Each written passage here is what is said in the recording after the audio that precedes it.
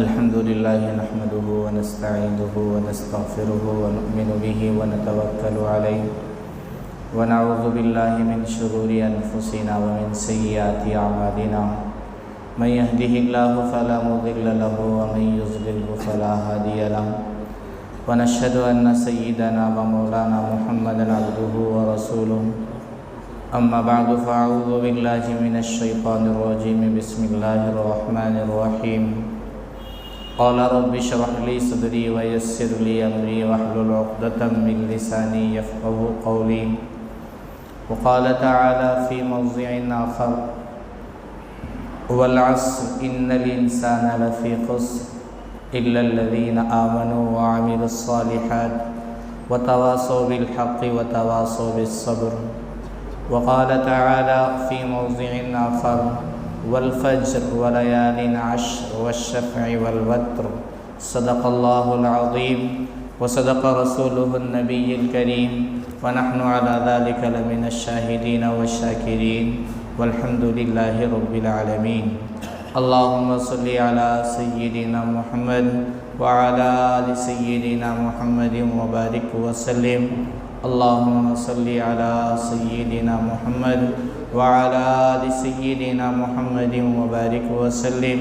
اللهم صل على سيدنا محمد وعلى آل سيدنا محمد وبارك وسلم۔ تمام تعریفیں اس ذات کے لیے سزاوار ہے جو ہم تمام کا حقیقی خالق اور مالک ہے۔ لاکھوں کروڑ درود و سلام ہو میرے اور آپ کے آقا تاجدار مدینہ احمد عربی محمد مصطفیٰ صلی اللہ علیہ وسلم کی ذات اقدس پر کہ جن کے لیے اس کائنات کو سجایا گیا۔ بزرگان محترم اور میرے نوجوان دوستو، ابھی میں نے آپ حضرات کے سامنے قرآن مقدس کی 2-3 آیتیں تلاوت کی ہیں، جس کے اندر اللہ تبارک و تعالیٰ نے اپنے ایک عظیم شان نعمت کی طرف اشارہ کیا ہے۔ معزز سامعین کرام، ایسا تو اللہ تبارک و تعالیٰ کی بے شمار نعمتیں ہیں جو ہم تمام کو میسر ہو رہی ہیں، اور ان نعمتوں کی قدردانی بہت ضروری ہے، لیکن اللہ تبارک و تعالیٰ نے اس میں خاص طور سے ایک اہم نعمت کی طرف اشارہ کر کے بتایا کہ دیکھو یہ ایسی نعمت ہے، بہت ہی قیمتی نعمت ہے، جو اس نعمت کی قدردانی کرے گا وہ بہت ہی زیادہ آگے بڑھے گا، کامیاب ہوگا۔ اور اللہ تبارک و تعالیٰ نے ایک جگہ نہیں، قرآن میں بے شمار مقامات پر وقت کی قسم کھا کر انسانیت کو یہ بتایا کہ دیکھو بہت ساری نعمتیں ہیں، انہی نعمتوں میں ایک بڑی نعمت جو ہے وقت کی نعمت ہے۔ اس دنیا میں جو بھی آیا ہے جانے ہی کے لیے آیا ہے، جب آنا ہے تو جانا بھی ہے، اور جب آتا ہے تو اس کو بے شمار نعمتوں سے نوازا جاتا ہے، لیکن ایک نعمت ایسی ہے وقت کہ یہ اس کا صحیح استعمال کرنے پر آدمی جو ہے ترقی کرتا ہے۔ ہر ایک کو ایک وقت دیا جاتا ہے اللہ کی طرف سے، کسی کو زیادہ تو کسی کو کم، کسی کو بہت زیادہ تو کسی کو بہت ہی کم، لیکن ان اوقات کی پابندی اور اس کی قدر و قیمت کو جانتے ہوئے جن بندوں نے بھی کام کیا، اللہ نے ان کو دنیا میں ایسے چمکایا کہ دنیا آج بھی ان کو یاد کرتی ہے۔ بہت سارے تو ایسے بھی آئے کہ جن کو وقت بہت کم دیا گیا، بالکل کم، مختصر دیا گیا، لیکن انہوں نے اس مختصر ہی سے وقت کو اتنا کام میں لایا کہ آج دنیا حیران ہے، پریشان ہے کہ اس مختصر سے وقت میں انہوں نے اتنا بڑا کام کیسے کیا۔ اس کا مطلب یہی ہے کہ جن لوگوں نے وقت کی صحیح قدردانی کی اور جو کام وقت پر کرنا تھا اس کام کو کیا، تو اللہ تبارک و تعالیٰ نے وقت کی قدردانی کے بنیاد پر، ان کی محنت کے بنیاد پر، ان کے اخلاص کے بنیاد پر، ان کی سچی لگن کے بنیاد پر اللہ تبارک و تعالیٰ نے ان کو دنیا میں چمکا کر بتا دیا کہ دیکھو وقت کی جو بھی قدردانی کرتا ہے اس کی جو ہے قدر و قیمت زمانے میں بڑھ جاتی ہے۔ حاضرین گرامی، جیسا کہ میں نے ابھی 2-3 آیتیں تلاوت کی ہے، اس کے اندر ایک سورہ بڑا مشہور ہے، سورہ عصر، جس کو ہر مسلمان جانتا ہے اور تقریباً احباب کو یہ یاد بھی ہے اللہ تبارک و تعالیٰ جو ہے قرآن میں ارشاد فرما رہے ہیں کہ والعصر، عصر کے وقت کی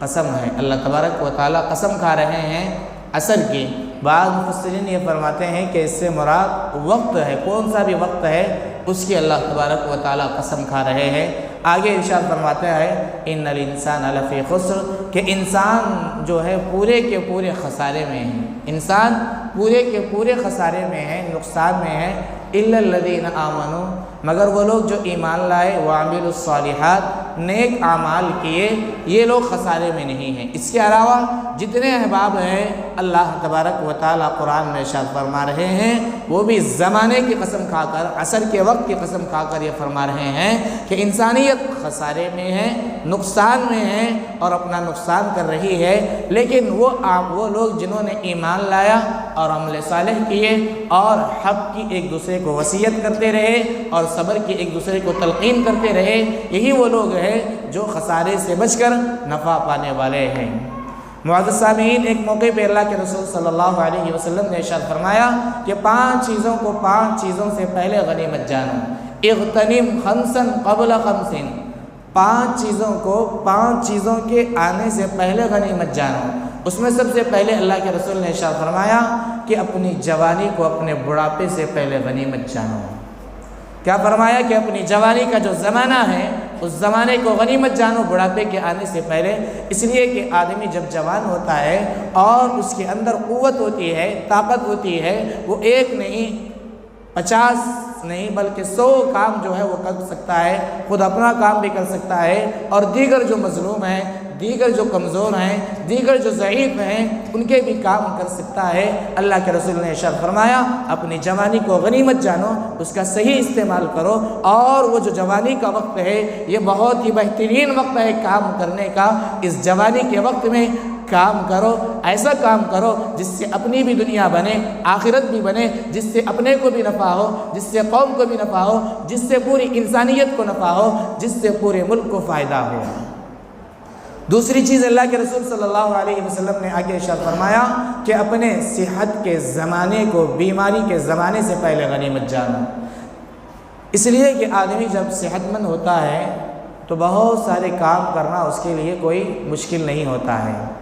اپنا کام کرتا ہے، اپنے گھر والوں کا کام کرتا ہے، آفس کا کام کرتا ہے، پڑوسیوں کا کام کرتا ہے، یتیموں کی مدد کر سکتا ہے، غریبوں کی مدد کر سکتا ہے، بیواؤں کے کام کر سکتا ہے اور قوم کے لیے بہت سارے کام کر سکتا ہے۔ لیکن اچانک اگر آدمی بیمار ہو جائے تو جب بیماری بڑھ جاتی ہے تو دوسروں کے کام تو چھوڑیے، خود اپنا کام بھی وہ کر نہیں سکتا ہے۔ اسی لیے آقا علیہ الصلوۃ والسلام نے پہلے انسانیت کو پہلے ہی ہوشیار کیا کہ دیکھو صحت کا جو زمانہ ہے اس زمانے کو غنیمت جانو اور اس کے اندر جو کر سکتے ہو کرو، اپنے لیے بھی کرو اور پوری انسانیت کے لیے کام کرو، صحت کے زمانے کو غنیمت جانو۔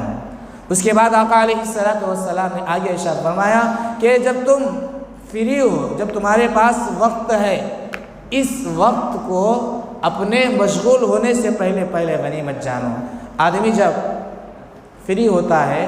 اور اس کو دیگر مصروفیات نہیں ہوتی ہیں تو بہت سارے کام کر سکتا ہے، دینی کام کر سکتا ہے، دنیا کے کام کر سکتا ہے، ہر ایک کے کام کر سکتا ہے۔ لیکن جب مشغول ہو جاتا ہے، ذمہ داریاں بہت بڑھ جاتی ہے، جب دل یہ چاہتا ہے کہ میں بہت کام کروں لیکن کر نہیں پاتا ہے۔ جب وہ فری تھا اس وقت کرنا چاہیے تھا لیکن اب نہیں کیا، اب اگر مصروف ہو گیا ہے تو کرنا بھی چاہے گا لیکن کر نہیں پائے گا۔ چوتھی چیز آقا علیہ الصلوۃ والسلام نے ارشاد فرمائی کہ اپنی مالداری کو غریبی کے آنے سے پہلے غنیمت جانو، اس لیے کہ اللہ کا ایک اصول ہے کہ ہر آدمی کو ایک زمانہ دیتا ہے کہ اس کے اندر مال آتا ہے، کثرت سے اس کو مال ملتا ہے، مال و دولت اس کے پاس آتی ہے اور اس مال و دولت کو اللہ تبارک و تعالیٰ اس کو استعمال کرنے کا اختیار بھی دیا ہے۔ تو اللہ کے رسول نے ارشاد فرمایا جب ہمارے پاس مال ہے تو اس کا صحیح استعمال کرو، اس مال کے ذریعے سے اپنی جنت بناؤ، اس مال کے ذریعے سے اپنے گھر والوں کی خدمت کرو، اس مال کے ذریعے سے اپنے رشتہ داروں کی خیر خواہی کرو، اس مال کے ذریعے سے امت کے لیے بھلائی کے کام کرو اور انسانیت کے لیے بھلائی کے کام کرو، اور یہ نہ سوچو کہ مال ہمیشہ میرے پاس رہے گا، اس لیے کہ مال آج ہے کل رہے گا یا نہ رہے گا اس کی کوئی گارنٹی نہیں ہے۔ اس لیے کہ تجربات یہی بتاتے ہیں کہ بہت سارے دنیا کے اندر ایسے بڑے بڑے مالدار تھے کہ لوگ یہ سمجھتے تھے کہ ان کی جو دولت ہے کبھی ختم نہیں ہوگی، لیکن اللہ کا ایک اصول ہے، اللہ تبارک و تعالی مال دیتا بھی ہے تو مال لے بھی لیتا ہے، مالداری دیتا بھی ہے تو اللہ تبارک و تعالی اس کے اوپر غریبی کو بھی لا کر بتا دیتا ہے۔ تو بہت سارے ایسے تھے جو ایک دن میں کروڑ پتی تھے، لیکن 2-4 دن کے اندر وہ کنگال ہو گئے۔ اس کے بعد انہوں نے یہ کہا اگر میرے پاس اب مال آئے گا تو میں مسجد بناؤں گا، میں وہ کروں گا، میں یہ کروں گا، لیکن اللہ نے اور اللہ کے رسول نے پہلے یہ اشارہ دیا کہ جب مال ہے اسی وقت اس کا صحیح استعمال کرو، جب غریبی آئے گی آپ کرنا چاہیں گے لیکن کر نہ پائیں گے۔ آخری چیز اللہ کے رسول نے ارشاد فرمایا کہ حیاتک قبل موتک، اپنی زندگی کو اپنی موت سے پہلے غنیمت جانو، اس لیے کہ اللہ نے ہر انسان کے لیے ایک وقت مقررہ طے کر دیا ہے۔ اس دنیا میں ہر انسان صرف ایک مرتبہ آتا ہے، دوبارہ اس کو موقع نہیں دیا جاتا ہے۔ جب تک تمہارے جسم میں روح ہے، جب تک تمہاری جان ہے، اس کو غنیمت جانو، اس کو بیکار کاموں میں نہ لگاؤ، لا یعنی کاموں میں نہ لگاؤ، بیکار باتوں میں نہ لگاؤ۔ اگر تم نے اس کو بیکار کاموں میں لگایا، کل قیامت کے دن تم کو حسرت ہوگی اور تم کو شرمندگی اٹھانی پڑے گی۔ اس وقت تم یہ کہو گے کہ اے اللہ تو نے اتنا بہترین موقع دیا تھا، میں نے اس کو گوا دیا، مجھے ایک اور موقع دے دے، مجھے ایک موقع دے دے، میں ایک لمحے کے لیے بھی تیری نافرمانی نہیں کروں گا۔ لیکن اللہ تبارک و تعالیٰ کا جو اصول ہے اس کے اندر تبدیلی نہیں، لا تبدیل لکلمات اللہ۔ اللہ نے ارشاد فرمایا کہ اللہ کا جو اصول ہے اس کے اندر تبدیلی نہیں، لکل امت اجل، ہر ایک امت کے لیے، ہر ایک انسان کے لیے، ہر ایک فرد کے لیے ایک وقت مقرر ہے۔ جب وہ وقت آتا ہے تو اس موقع پر وہ اس دنیا سے چلا جاتا ہے، پھر دوبارہ اس کو اس دنیا میں لوٹایا نہیں جاتا ہے۔ معزز سامعین کرام، حضرت عبداللہ ابن عباس رضی اللہ عنہ کی روایت ہے، رسول اللہ صلی اللہ علیہ وسلم نے ارشاد فرمایا کہ نعمتان مغبوب فیہما کثیر من الناس، الصحۃ والفراغ، کہ 2 نعمتیں ایسی ہیں کہ جس میں لوگ اکثر دھوکے میں ہوتے ہیں۔ 2 نعمتیں ایسی ہیں کہ جس میں لوگ اکثر دھوکہ کھا جاتے ہیں۔ الصحۃ والفراغ، اللہ کے رسول نے ارشاد فرمایا کہ صحت کا زمانہ ہے، اور اسی طرح آدمی جب خالی ہے، فارغ وقت ہے، تو یہ بھی اللہ ہی کی ایک نعمت ہے۔ تو اللہ کے رسول نے واضح طور پر اعلان فرمایا کہ دیکھو یہ 2 چیزیں، یہ 2 نعمتیں ایسی ہیں جس کے اندر کثیر لوگ، بہت سارے لوگ جو ہے دھوکہ کھا جاتے ہیں۔ جب صحت کا زمانہ ہوتا ہے تو بالکل آرام سے بیٹھ جاتے ہیں، جب کرنے کا وقت ہوتا ہے تو پاؤں پر پاؤں ڈال کر بیٹھ جاتے ہیں، جب کرنے کا موقع ہوتا ہے تو بیکار کاموں میں لگ جاتے ہیں، جب کام کا وقت ہوتا ہے، صحت کا زمانہ ہوتا ہے تو ایسے انجوائے کرتے ہیں اور ایسے اپنے اوقات کا بیجا اور غلط استعمال کرتے ہیں کہ جب وہ صحت چلی جاتی ہے، وقت چلا جاتا ہے، تب بعد میں آدمی کو اس کا جو ہے احساس ہوتا ہے۔ لیکن جب صحت ختم ہو جائے، وقت نکل جائے، اس موقع پر احساس ہو تو وہ کوئی کام کا نہیں ہے۔ اللہ کے رسول نے اس حدیث میں ارشاد فرمایا کہ انسانوں کو اور خاص طور سے مسلمانوں کو، مومنوں کو چاہیے کہ اپنے صحت کے زمانے کی قدردانی کرے۔ اس موقع پہ شیطان بار بار آئے گا، شیطان یہ کہے گا ابھی تو تم نوجوان ہو، ابھی تو بہترین صحت مند ہو، اب کیوں حج کو جا رہے ہو، اب کیوں نمازوں کی پابندی کر رہے ہو، اب کیوں تقویٰ طہارت اختیار کر رہے ہو، اب کیوں اپنے چہرے کے اوپر داڑھی چھوڑ رہے ہو، اب کیوں اسلامی لباس پہن رہے ہو، ابھی تو تم نوجوان ہو، ذرا سا عیش کر لو، ذرا سا تفریح کر لو، ذرا سا مزے لے لو، پھر اس کے بعد جب بڑھاپے کا زمانہ آئے گا اس موقع پر کر لینا۔ لیکن یہ تو بالکل واضح بات ہے کہ بہت سارے احباب دنیا میں ایسے بھی گزرے کہ ان کو بڑھاپا بھی نہیں آیا، عین جوانی کے عالم میں چلے گئے، اس لیے کہ موت کا کوئی بھروسہ نہیں ہے۔ اللہ کے رسول صلی اللہ علیہ وسلم نے ارشاد وہی دوسری چیز جو ارشاد فرمائی، فراغت کا زمانہ ہے، آدمی کو وقت ہے تو وقت کو کام میں لائے، بیکار چیزوں میں نہ لگائے۔ امام شافعی رحمۃ اللہ علیہ ایک بہت بڑے امام گزرے ہیں، پوری دنیا کے اندر 4 امام بہت ہی مشہور گزرے ہیں، اس کے اندر ایک امام شافعی رحمۃ اللہ علیہ بھی ہیں۔ بہت بڑے امام گزرے ہیں اور بہت بڑے تقوی والے امام گزرے ہیں، اور اللہ نے ان کو بہت بڑا علم عطا فرمایا تھا اور اللہ سے بہت ہی زیادہ ڈر کرتے تھے۔ ایک موقع پہ اپنے وہ اصحاب کو، اپنے بیٹھنے والوں کو یہ کہا کہ الوقت کالسیف، کیا فرمایا امام شافعی نے کہ دیکھو وقت جو ہے ایک تیز تلوار ہے، الوقت کالسیف،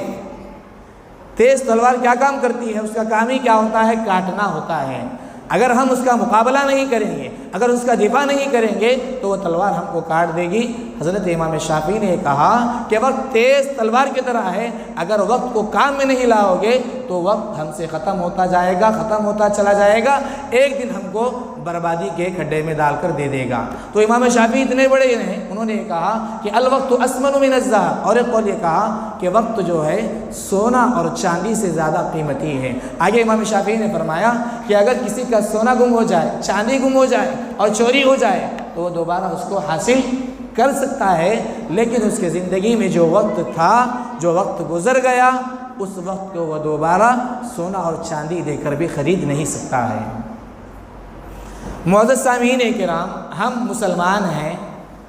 ہم جو ہے اللہ اور اس کے رسول کو ماننے والے ہیں، قرآن کو ماننے والے ہیں، حدیث کو ماننے والے ہیں۔ قرآن یہ کہہ رہا ہے، حدیث یہ بتا رہی ہے کہ انسانوں دیکھو تمہارا جو وقت دیا گیا بڑا قیمتی وقت ہے، اور ایسا قیمتی وقت ہے، ایسا قیمتی وقت ہے کہ وقت دوبارہ نہیں ملتا ہے۔ اس کے باوجود اگر ہم وقت کا غلط استعمال کریں تو ذرا بتائیے کہ کیا قرآن ہم کو عقل مند کہے گا؟ کہ اللہ کے رسول ہم کو عقل مند کہیں گے؟ کہ شریعت ہم کو عقل مند کہے گی؟ جواب یہی ہوگا کہ نہ قرآن ہم کو عقل مند کہے گا، نہ اللہ کے رسول کہیں گے، اور نہ ہی شریعت کہے گی، بلکہ یہ کہیں گے کہ اتنا قیمتی سرمایہ جو اللہ تبارک و تعالیٰ نے دیا تھا، اس کا غلط استعمال کرنے والا اور اس کو فضول کاموں میں خرچ کرنے والا عقل مند نہیں ہے، یہ بے وقوف ہے۔ اللہ کے رسول صلی اللہ علیہ وسلم نے ایک حدیث میں ارشاد فرمایا، آدمی کی خوبیوں میں سے خوبی یہ ہے کہ وہ لا یعنی باتوں کو اور بیکار کاموں کو چھوڑ دے۔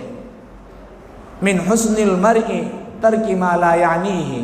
یعنی آدمی کا ایمان اور آدمی کی زندگی جو خوبصورت بنتی ہے وہ اس شرط پر بنتی ہے کہ آدمی فضول کاموں سے رک جائے، فضول کاموں میں نہ پڑے، فضول باتوں میں نہ پڑے۔ اور اللہ نے جو دنیا بنائی ہے یہ فضول کاموں کے لیے نہیں بنائی، یہ کھیل کود کے لیے نہیں بنائی۔ جیسا کہ میں نے گزشتہ جمعہ بھی کہا تھا کہ الذی خلق الموت والحیات لیبلوکم ایکم احسن عملا،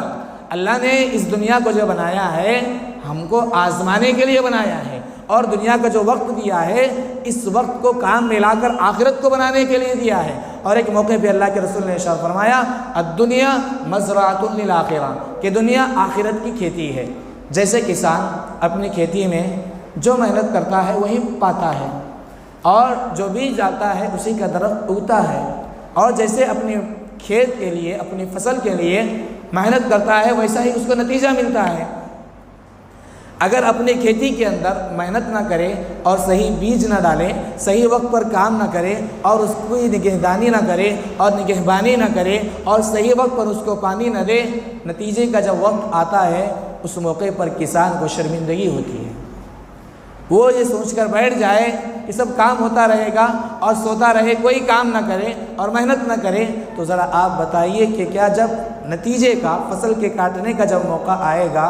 اس کو شرمندگی ہوگی یا خوشی ہوگی؟ شرمندگی ہوگی۔ اسی طرح اللہ کے رسول نے ارشاد فرمایا کہ دنیا کو اللہ نے آخرت بنانے کے لیے دیا ہے، آخرت کی کھیتی تیار کرنے کے لیے اس دنیا کو دیا ہے۔ آج کل اتنا قیمتی وقت جو ہے، ہم میں سے بہت سارے احباب ایسے ہیں کہ اس کا کوئی اندازہ ہی نہیں ہے، یا اندازہ ہے تو یہ سمجھ کر بھول میں اور دھوکے میں بیٹھ گئے ہیں کہ ہمارے پاس ابھی وقت بہت ہے اس لیے فضول کاموں میں لگا دیتے ہیں۔ یہ مومن کی شان نہیں ہے۔ وقت کا غلط استعمال کرنا یہ ہمارے بڑوں کی شان کے خلاف ہے۔ حضور اکرم صلی اللہ علیہ وسلم کی آپ زندگی کو پڑھ لیجئے کہ آپ نے اپنی پوری زندگی کیسے وقت کی قدردانی کی اور کیسے وقت پر کام کیا اور کیسے صحابہ کی آپ نے تربیت فرمائی۔ صحابی بھی ایک ایک ایسے تھے، ایک ایک منٹ کو قیمتی جانتے تھے اور ہر ایک منٹ جو ہے کام میں لاتے تھے، یا تو دنیا کا کام ہو یا تو آخرت کا کام ہو، اس لیے کہ اگر کوئی کام ہوئے بغیر ہمارا وقت چلا جاتا ہے جس کے اندر نہ دنیا کا کام ہوا نہ آخرت کا کام ہوا، تو یہ گویا کہ ہم نے اپنا بہت بڑا نقصان کیا ہے۔ معزز سامعین، آج کل ہمارے قوم میں، ہمارے معاشرے میں یہ برائی بھی عام ہوتی چلی جا رہی ہے کہ اللہ نے جو عظیم الشان جو دولت سے نوازا ہے وقت، اس کا غلط استعمال ہو رہا ہے۔ انہی میں سے ایک چیز جو ہے، جیسے ہی نیا سال شروع ہوتا ہے، جنوری کی 5 تاریخ ہوتی ہے، ہم جو ہے دیگر اقوام کے ساتھ ایک جشن منانا شروع کر دیے ہیں جس جشن کا کوئی ثبوت نہیں ہے، جس کی کوئی اجازت اسلام کے اندر دی نہیں گئی ہے۔ اور ہمارا جو اسلامی سال جو شروع ہوتا ہے وہ محرم الحرام سے ہوتا ہے، اور جب محرم کا مہینہ صحابہ کے زمانے میں آیا تو صحابہ نے کوئی جشن نہیں منایا، کھیل کود نہیں کیا، اور بیکار باتیں نہیں کی، اور بیکار کاموں میں اپنا پیسہ نہیں لگایا۔ جب صحابہ نے نہیں کیا، تابعین نے نہیں کیا، تابع تابعین نے نہیں کیا، اولیاء کرام نے نہیں کیا، تو مجھے اور آپ کو اس نئے سال کا جشن منانے کی اجازت کہاں سے مل سکتی ہے؟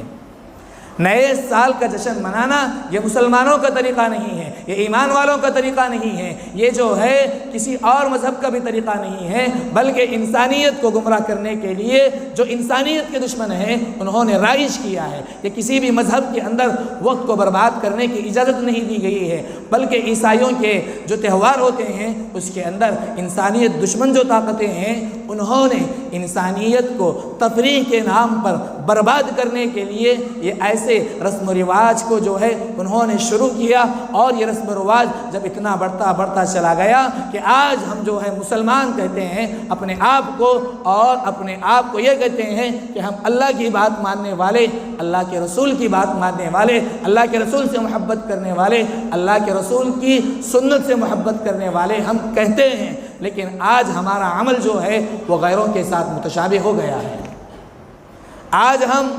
رسول اللہ صلی اللہ علیہ وسلم کی محبت کا دعویٰ تو کرتے ہیں، لیکن کام جو کرتے ہیں رسول اللہ کے دشمنوں کا جو کام ہے وہ کام آج ہم کر رہے ہیں۔ جو قرآن کے دشمن ہیں، جو کعبہ کے دشمن ہیں، جو ہمارے مسجدوں کے دشمن ہیں، جو ہمارے شریعت کے دشمن ہیں، جو ہمارے مسلمانوں کے دشمن ہیں، ان کے جو کام ہیں اس کام میں آج مسلمان شریک ہو رہے ہیں۔ ذرا بتائیے کیا ہمارے ایمان کے لیے یہ کتنا نقصان دہ ہے؟ ایک انسان جو اللہ کو مانتا ہو، اللہ کے رسول کو مانتا ہو، اللہ کی شریعت کو مانتا ہو، اور اللہ نے ان آیتوں میں کھول کر بیان کر دیا کہ وقت اتنا قیمتی ہے، اللہ کے رسول نے بیان کر دیا، اور ہم انہیں اللہ اور اس کے رسول کو ماننے والے، کیا یہ عمل ہمارے لیے جائز ہو سکتا ہے؟ ہرگز جائز ہو نہیں سکتا ہے،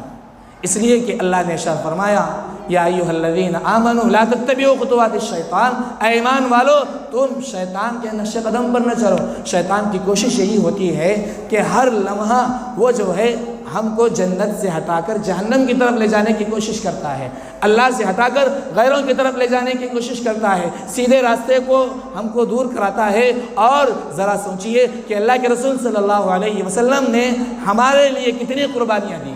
احد کے میدان میں آپ کے دندان مبارک شہید کر دیے گئے، اور اسی طریقے سے اللہ کے رسول نے میرے اور آپ کے لیے اپنے پیٹ کے اوپر 2 پتھر باندھے، میرے اور آپ کے لیے اللہ کے رسول صلی اللہ علیہ وسلم نے اپنے کپڑوں کے اوپر تہبند لگایا۔ اسی وجہ سے اللہ کے رسول نے بے شمار قربانیاں دی ہیں، اور ہر موقع پر مجھے اور آپ کو یاد کیا ہے۔ اگر ہم ان غیروں کے عمل میں شریک ہو جائیں گے، ذرا بتائیے کہ اللہ کے رسول کو تکلیف نہیں ہوگی؟ ضرور تکلیف ہوگی۔ معزز سامعین کرام، یہ نئے سال کا جشن منانا اس کی کوئی اجازت اسلام میں نہیں ہے، یہ مسلمانوں کا طریقہ نہیں ہے، یہ عقل مندوں کا بھی طریقہ نہیں ہے، یہ کسی بھی مذہب کا ایجاد کردہ نہیں ہے، بلکہ انسانیت کے جو دشمن ہیں ان لوگوں نے ایجاد کیا ہے۔ ذرا آپ سوچئے کہ جب یہ مہینہ آتا ہے، جب ایک تاریخ شروع ہوتی ہے تو ہم کیا ہوتے ہیں؟ خوشی مناتے ہیں۔ خوشی منانے کا موقع نہیں ہے، غم کرنے کا موقع ہے کہ ہمارے زندگی میں سے 1 سال اور کم ہو گیا۔ اپنے اندر احتساب لانے کا زمانہ ہے کہ 1 سال کم ہو گیا، 1 سال میں ہم کیا کرنا تھا، ہم جو ہے کیا حاصل کرنا تھا، اور ہم نے کیا کھویا اور ہم کیا پا سکتے ہیں، اس کی پلاننگ بنانے کا اور جائزہ لینے کا یہ وقت ہے، خوشیاں منانے کا وقت نہیں ہے۔ مثال کے طور پہ زید کی عمر مثلا 60 سال ہے، اگر اس کی زندگی کے 20 سال ختم ہو چکے ہیں تو ذرا بتائیے کہ اس کو سوچنے کی ضرورت ہے کیا خوشی منانے کی ضرورت ہے؟ سوچنے کی ضرورت ہے کہ اللہ نے مجھے اتنا قیمتی وقت دیا تھا، 1 سال میرا اور گزر گیا، اب مجھے اور جو ہے قبر کے قریب کر دیا گیا، اور میں آخرت کے قریب ہو رہا ہوں، مجھے حساب دینا ہے، مجھے اللہ کے سامنے کھڑنا ہے، اللہ کے رسول کے سامنے کھڑنا ہے۔ اس طریقے سے اپنا احتساب کرے۔ اللہ کے رسول نے ارشاد فرمایا حاسبوا قبل ان تحاسبوا، تم اپنے آپ کا محاسبہ کرو، حساب لیتے رہا کرو اس سے پہلے کہ تم کو حساب کے دن کھڑا کیا جائے۔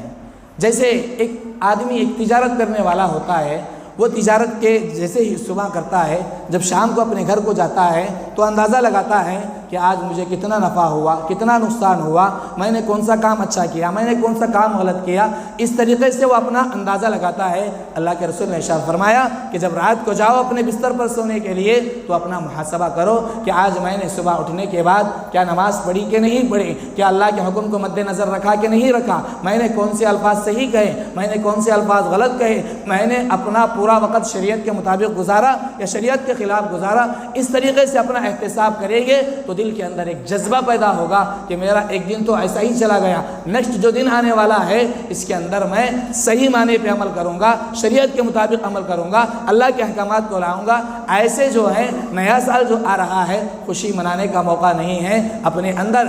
حساب کو جگانے کا، احتساب کو لانے کا موقع ہے کہ ایک دن کے، ایک سال کے 365 دن ہوتے ہیں، اس کے اندر جو ہے کتنے نمازیں میں نے پڑھی اور کتنے روزے میں نے رکھے اور کتنے دن میں اللہ سے ڈرا اور میں نے کتنے الفاظ اللہ کو راضی کرنے والے کہے اور میری نظروں نے کیا غلط دیکھا، کیا صحیح دیکھا، میرے بچوں نے کیا کیا، میرے بیوی نے کیا کیا، میرے ماں باپ نے کیا کیا اور میں نے کیا۔ اس طریقے سے آپ کو جو ہے احتساب کا موقع ہے کہ آپ اور میں ایک قلم اور کاپی لے کر بیٹھے، اپنے گھر کے فیملی کے ساتھ ہو کر بیٹھے اور یہ دیکھے کہ ہماری زندگی میں کون سے کام ایسے ہوئے جس سے اللہ راضی ہوتا ہے اور کون سے کام ایسے ہوئے جس سے اللہ ناراض ہوتا ہے۔ اس طریقے سے اپنا ایک جائزہ لے اور اپنے آپ کو آئندہ سال کے لیے اچھے اعمال کے لیے تیار کرے، اور جب نیا سال آ جائے تو اللہ سے دعا مانگے کہ اللہ جو نیا سال آ رہا ہے اس نئے سال کو ہمارے حق میں مفید بنا، ہمارے حق میں جو ہے نفع والا بنا اور ہمارے حق میں اس کو بہترین بنا، اور جو دعائیں ہیں ان دعاؤں کا اہتمام کرے۔ عزیزان گرامی، خلاصہ کلام یہ ہے کہ اللہ تبارک و تعالیٰ نے ہر انسان کو جو وقت دیا ہے یہ وقت بڑا قیمتی ہے، اس کا صحیح استعمال ہونا چاہیے۔ اگر اس کا صحیح استعمال نہ ہوا تو مجھے اور آپ کو کل قیامت کے دن بھی افسوس کرنا پڑے گا اور دنیا کے اندر بھی اس کا افسوس ہوگا۔ آج کل ہمارے نوجوان بچے جیسے یہ تاریخ آتی ہے راتوں کو گھومنے کے لیے نکل جاتے ہیں، تو میرے ماں باپ سے گزارش ہے کہ اپنے بچوں کی نگہبانی کرے اور ان کی نگرانی کرے اور ان کو گھر سے باہر جانے سے منع کرے اور ان سے یہ کہے کہ دیکھو یہ شریعت کے خلاف ہے، یہ ہمارے دین کو برباد کرنے والے ہیں، تم کیک نہیں کاٹ رہے ہو، اپنی زندگی کاٹ رہے ہو۔ تم جب بازار میں جاتے ہو، جب شہر میں جاتے ہو، آبادی میں جاتے ہو تو تم کیا کرتے ہو؟ اپنے ایمان کا سودا کرتے ہو۔ اس طریقے سے ان کی نگہبانی کرے اور ان کو سمجھائے اور ان کو بتائے کہ ہمارے لیے جو طریقہ ہے وہ محمد الرسول اللہ صلی اللہ علیہ وسلم کا طریقہ ہے۔ اپنے بچوں کی نگہبانی کرے، نگرانی کرے اور ایک جو ہے ہم جائزہ بنائے، ایک جائزہ رپورٹ یہ کرے کہ ایک سال میں ہم نے یہ کام کیا، نیکسٹ سال جو ہے انشاءاللہ ہمارے ان اعمال میں بڑھوتری آئے گی۔ اس طریقے سے اگر ہم پلاننگ کے ساتھ کام کریں گے تو اللہ تبارک و تعالیٰ کی ذات سے امید ہے کہ ہمارے جو نیک اعمال ہیں انشاءاللہ یہ نیک اعمال میں بڑھوتری آئے گی، اور جیسے کہ قرآن نے کہا کہ جو لوگ عمل صالح کرتے ہیں وہی لوگ کامیاب ہونے والے ہیں۔ دعا فرمائے کہ اللہ تبارک و تعالیٰ مجھے اور آپ کو اللہ نے جو وقت دیا ہے اس کا صحیح استعمال کرنے کی توفیق عطا فرمائے، اور یہود و نصارہ کے جتنے یہ رسم و رواج چل رہے ہیں اللہ تبارک و تعالیٰ پوری امت مسلمہ کی حفاظت فرمائے۔ وما علینا الا البلاغ۔